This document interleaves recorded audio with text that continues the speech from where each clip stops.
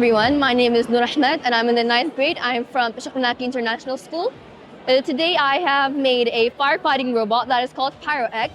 As we all know that fires can start unexpectedly and they can spread rapidly.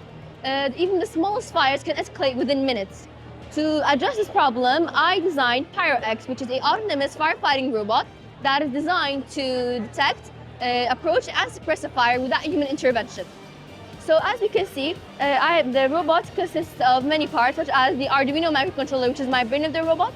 We have two drivers, the one that controls DC motors for movement, and one that controls the water pump for the water to come out of the pump, the hose, nozzle. It is powered by battery.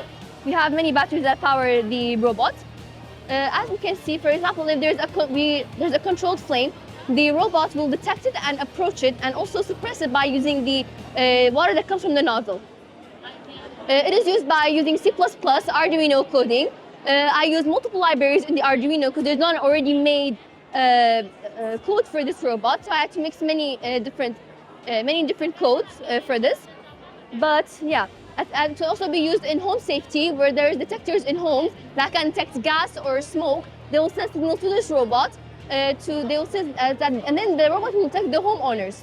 It will approach the fire. If the fire is in its reach, it will suppress it. If it's not in its reach, it will call firefighters and call ambulances to come and help.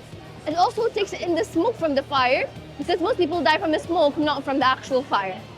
And my conclusion is that coding and robotics can be used to save lives and make the world a better place, not just for games and AI experiments. Thank you very much.